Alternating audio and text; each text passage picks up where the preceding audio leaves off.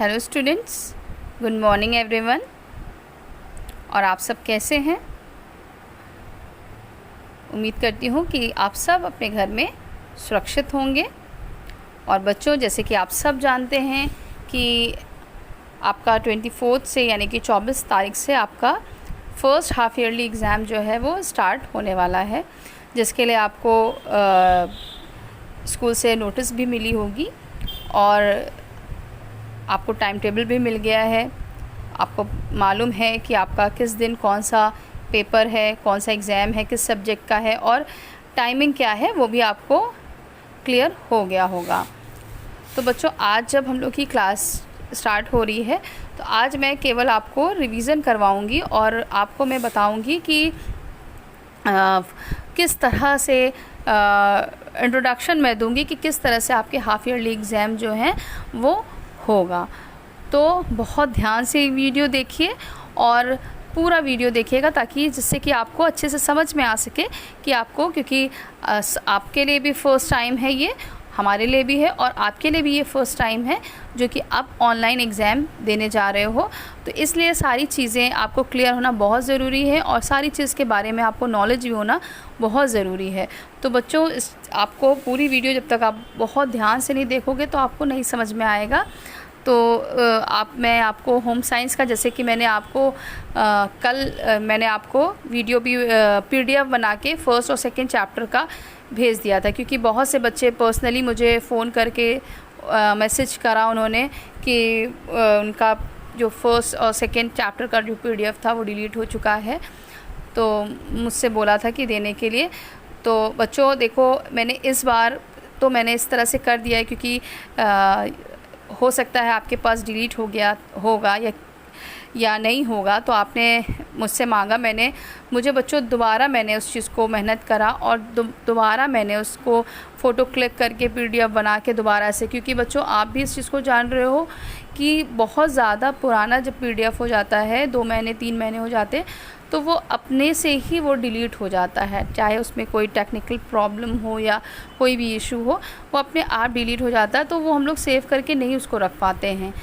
जहाँ 1 महीने की बात है, 2 महीने की है तो तब तक भी रह सकता है, मगर उसके पहले का, क्योंकि जून तक का तो हम लोग के पास हमारे मोबाइल में, मगर उससे पहले का डिलीट हो जाता है। तो ये बहुत मतलब एकदम हमारे लिए पॉसिबल नहीं हो पाता बच्चों कि हम लोग फिर से जाएं और उसको पूरा एक एक चीज़ बनाएं। तो इस चीज़ के लिए मैं आपको बता दूं, अब आपके आने वाले के उसके लिए कि अब जो भी किसी भी सब्जेक्ट की बात मैं कर रही हूँ बच्चों, की जो भी PDF आपको दिया जाता है तो आप उसको अपनी कॉपी पे नोट कर लो, ताकि वो आपको याद रहेगा और उसको फिर आप एग्ज़ाम में, जब भी एग्ज़ाम आपका जो भी होगा तो उसको आप दे सकते हो, आपके पास वो पहले से ऑलरेडी रहेगा। कि एकदम से जब एग्ज़ाम का पता चलता है तो आप लोग को लगता है कि पहले तो आप लोगों ने उस चीज़ को नहीं लिखा, उसको कहीं नोट नहीं किया, और जब आपके मोबाइल से, क्योंकि बच्चों सब, चाहे वो मेरा मोबाइल हो चाहे आपका या किसी का भी हो, कभी भी वो डिलीट हो सकता है या किसी के ज़रिए से डिलीट हो जाए, तो हम उस पर वो नहीं कर सकते हैं कि हाँ वो हमारे लिए एक बहुत सेफ़ साइड नहीं, हम कह सकते हैं इसको। तो इसलिए हमें इस चीज़ को बहुत केयरफुली हमें इस चीज़ को रखना है कि जो भी हमारा कराया जाता तो उसको हम लोग बहुत ध्यान से देखें और पढ़ें और उसको नोट कर लें, ताकि जिससे क्या होगा बच्चों, जब हम लोग उसको नोट करते हैं तो हम लोग उस चीज़ को क्या देखते हैं कि जब हम लोग उसको रख लेते हैं तो हमारे आने वाले समय के लिए हमें फ़ायदा रहता है। अभी बहुत से बच्चों के पास ये भी हो सकता है कि नोट्स हो, जो PDF मैंने दिया था उनके पास हो, ये भी हो सकता है कि बहुत से बच्चों के पास ऑलरेडी पहले से हो, तो उनके लिए कोई प्रॉब्लम इतना नहीं होगा। मगर बहुत से बच्चों के पास नहीं है, तो अब उनके लिए प्रॉब्लम है कि वो कैसे पढ़ें। या तो आप पूरा वीडियो स्टार्टिंग से देखिए, क्योंकि फ़र्स्ट सेकंड चैप्टर उधर से आ रहे हैं, तो आपको या तो पूरा शुरू से वीडियो देखना, क्लास वीडियो देखना पड़ेगा। तो या तो आप ये करो, उसमें सारा एक्सप्लेन मैंने किया हुआ है, तो आपके पास वो सेव है, उसको भी आप देख सकते हो। वो यूट्यूब में आप देख रहे हो कि सेव है, उससे आप देख सकते हो। और नहीं तो मैंने इस बार आपको फिर से फ़र्स्ट और सेकंड चैप्टर का इंग्लिश का अलग और हिंदी का अलग, आपने देखा होगा मैंने PDF बना के भेजा है। तो पूरा चैप्टर बच्चों अच्छे से, इसलिए क्योंकि मैंने इस चीज़ को देखा कि हम लोग का जो होम साइंस का चैप्टर है वो बहुत लेंथी चैप्टर्स है ना, बहुत बड़े बड़े चैप्टर्स हैं, तो इसलिए आप देख लीजिएगा क्या क्या पॉइंट मैंने आपको पढ़ाया है, और उसके बाद आप उस सारे चीज़ों को, सारे पूरे चैप्टर को, इसलिए मैंने केवल 2 चैप्टर दिया है बच्चों, क्योंकि अभी हम लोग का 5 चैप्टर चल रहा है। 4 चैप्टर हम लोग के कंप्लीट हो चुके हैं और 5वां हम लोग का चल रहा है, मगर मैंने आपको सिर्फ 2 चैप्टर इसीलिए दिया है क्योंकि हमारे जो चैप्टर्स हैं होम साइंस के वो बहुत लेंदी हैं, और आपको ज़्यादा मैं दे देती तो आपको प्रॉब्लम होती, बर्डन ज़्यादा हो जाता है, इसलिए मैंने आपको कम के लिए 2 चैप्टर दिया है, वो भी ज़्यादा है। तो आपको मैं यही आपसे करती हूँ, उम्मीद करती हूँ कि आप उसको अच्छे से दोनों चैप्टर को पढ़ लीजिएगा। ये आपको मैं थोड़ा इंस्ट्रक्शन दे रही हूँ, ये इसको मैं आपको PDF बना के भी दे दूँगी। ये है, there will be 40 multiple choice questions, यानी कि आपके जो भी क्वेश्चंस आएंगे वो 40, आपके कुल 40 बहुविकल्पीय प्रश्न होंगे। मल्टीपल चॉइस आपके क्वेश्चन आएंगे जो कि 40 होंगे, ठीक है। Then you will get 45 minutes to complete your paper. आपको अपना प्रश्न पत्र, क्वेश्चन पेपर हल करने के लिए, सॉल्व करने के लिए 45 मिनट्स दिए जाएंगे, जो कि आपको अच्छे से पता है, आपका टाइमिंग भी आपको पता है होगा कि कब से आपका स्टार्ट होगा और कब तक रहेगा। बच्चों ये 45 मिनट्स जो दिया जा रहा है, ये 45 मिनट्स के अंदर ही आपको सबमिट करना है, नहीं तो ये कंप्यूटर का वो होता है और इसमें 45 मिनट जैसे आपका कंप्लीट होगा ये तुरंत बंद हो जाएगा। हाँ, और उसके बाद आपका जो आंसर है, वो आंसर शीट है या जो आपने दिया है पेपर, वो आपका सबमिट नहीं हो पाएगा, तो आपका एग्ज़ाम फिर छूट जाएगा। तो इस चीज़ को आप ध्यान में रख के करिएगा कि 40 क्वेश्चंस आपके आएंगे और 45 मिनट्स आपको दिया जाएगा, जिसमें कि आपको बहुत ध्यान से करना है, और 45 मिनट से पहले, बंद होने से पहले आपको सबमिट भी करना है। उसके बाद total marks will be 40, 1 marks for each question answer. कुल 40 नंबर के प्रश्न होंगे, प्रत्येक प्रश्न उत्तर 1 नंबर का होगा। 40 मार्क्स का क्वेश्चन आंसर है, और 40 मार्क्स एक क्वेश्चन आंसर के लिए आपको 1 मार्क्स ही मिलेगा। फिर each questions will have 3 options and you have to choose the correct option। हर एक प्रश्न का 3 विकल्प होगा और आपको उनमें से सही विकल्प चुनकर उसके सामने क्लिक करना होगा, ठीक है। जैसे अभी मैं आपको एग्जाम्पल के उससे बता भी दूंगी कि कैसे है। आपका क्वेश्चन आएगा और आपको क्या होगा, क्वेश्चन आएगा और उसके नीचे 3 ऑप्शन दिए होंगे, जो सही ऑप्शन है उस पर आपको क्लिक करना है, वो आपका सेव हो जाएगा। फिर read the questions tweets before choosing your answer, यानी कि प्रश्नों के उत्तर देने से पहले आपको कम से कम प्रश्न को 2 बार पढ़ लीजिएगा। बच्चे क्या करते हैं, उनको लगेगा अरे 45 मिनट से 40 क्वेश्चन से कैसे कैसे करेंगे, हड़बड़ करके। ये हो सकता है जल्दीबाजी में आपको क्वेश्चन कुछ लिखा हो, आपको उसका अर्थ दूसरा, कुछ और मीनिंग समझ में आ रही हो और आप उसका आंसर दूसरा टिक कर दो तो गलत हो जाएगा। इसलिए कम से कम 2 बार क्वेश्चन को पढ़ लीजिएगा, समझ लीजिएगा, उसके बाद ही उस पर टिक कीजिएगा। क्योंकि एक बार अगर आपका आंसर शीट पूरा जो सबमिट हो जाएगा, उसके बाद कुछ भी बच्चों नहीं हो सकता। अगर उसके बाद आपको लग जाएगा कि अरे ये वाला नहीं सही था, ये था, तो उसके बाद आपको उससे कोई भी उसमें बदलाव, चेंजेस नहीं किया जा सकता हैगा। तो इसलिए बहुत केयर से करिएगा। सबसे पहली और इम्पॉर्टेंट बात ये भी है कि जब आप जब दोगे, आपका जो आपको लिंक आएगा, तो जब आप उसको ओपन करोगे तो सबसे पहले आपका सारी डिटेल्स आएगी, ठीक है। जैसे कि आपका सारा आपका नाम अपना फुल नेम लिखिएगा, फिर उसके बाद क्लास लिखिएगा, सेक्शन लिखिएगा। उसमें हिंदी मीडियम वाले तो ए हैं, इंग्लिश मीडियम वाले BCD हो सकते हैं, तो वो अपना सेक्शन भी मेंशन करेंगे उसमें। फिर SR नंबर आएगा, तो SR नंबर ध्यान रखिएगा कि SR नंबर आपका क्या है। उसके साथ ही साथ आप और भी देखिएगा, अगर जो भी डिटेल उसमें, वैसे इतनी ही इम्पॉर्टेंट चीज़ें हैं, और अगर कुछ और डिटेल आता है तो आप उसको भी इसमें लिख कर उसके बाद ही स्टार्ट कीजिएगा। एक एग्जाम्पल के उस पर मैं आपको बता दे रही हूँ। ये इस तरह से आपके क्वेश्चंस आएंगे, उस पर इंग्लिश में भी रहेगा, हिंदी वालों को हिंदी में आएगा, हिंदी मीडियम वालों को हिंदी में आएगा, इंग्लिश मीडियम वालों को इंग्लिश में आएगा। तो इस चीज़ के लिए आप लोग एकदम ध्यान रखिएगा। हो सकता है क्वेश्चंस आपके सेम रहेंगे, बट ये हो सकता है कि जैसे कि अब ये क्वेश्चन 1 है तो ये क्वेश्चन आपका दूसरे क्वेश्चन हिंदी वाले में हो सकता है ऊपर नीचे थोड़ा हो गया हो, मगर सेम है आपका बच्चों, ठीक है। इसलिए इस चीज़ को मत वो करिएगा कि उसका अलग है इसका अलग है, ये नहीं, ये मैंने इस तरह से किया हुआ है, सेम आपका आएगा, पर आपका हो सकता है ऊपर नीचे कर दिया हो। तो इसलिए इंग्लिश मीडियम वाले अपना देंगे और हिंदी मीडियम वाले अपना करेंगे।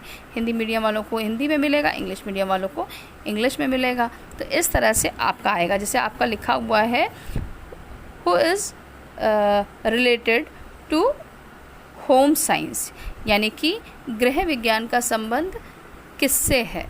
हम लोगों ने गृह विज्ञान हम लोग स्टार्टिंग से पढ़ रहे हैं, जब हमने फर्स्ट चैप्टर पढ़ा था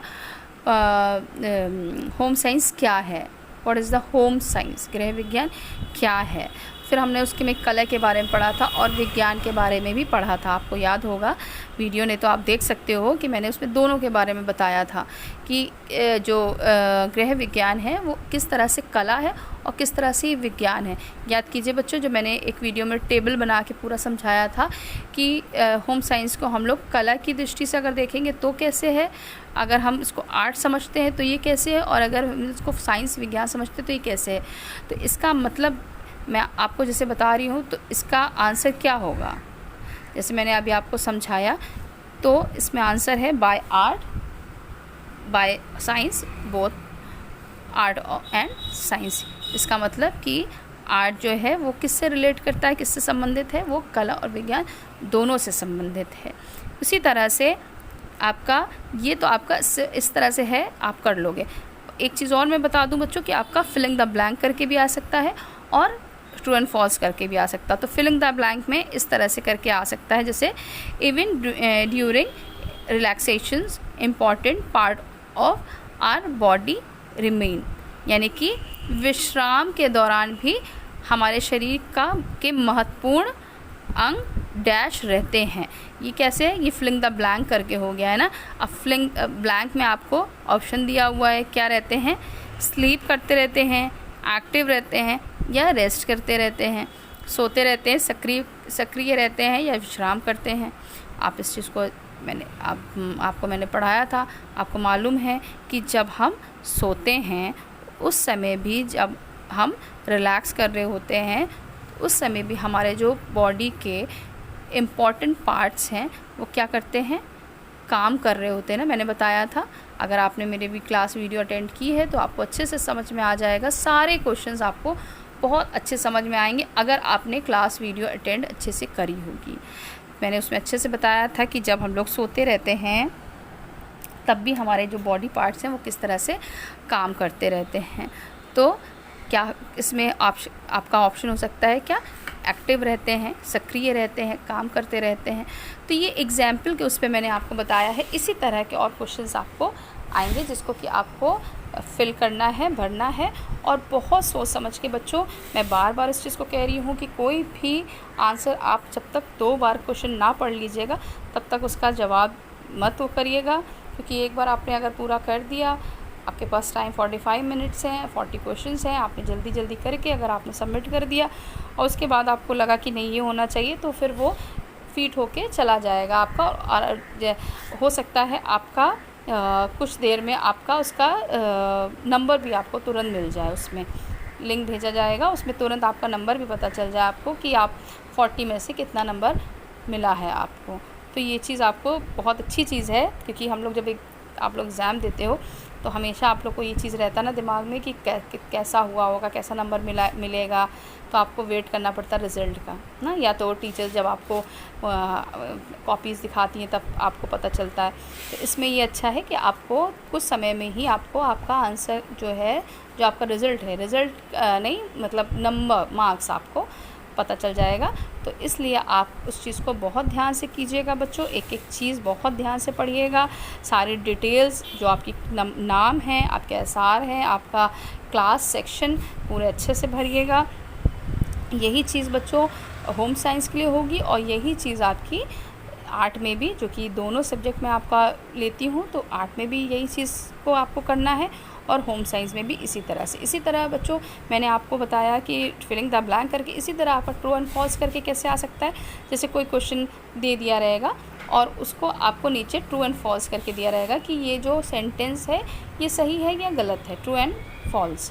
तो आपको उसमें क्लिक करना है कि ये ट्रू है या फॉल्स है। तो इस तरह से आपके क्वेश्चंस आएंगे। तो इसलिए मैं आपको पूरा क्लियर कर दिया है कि ऐसे भी आ सकते हैं, फिलिंग द ब्लैंक करके भी आ सकते हैं, ट्रू एंड फॉल्स करके भी आ सकते हैं।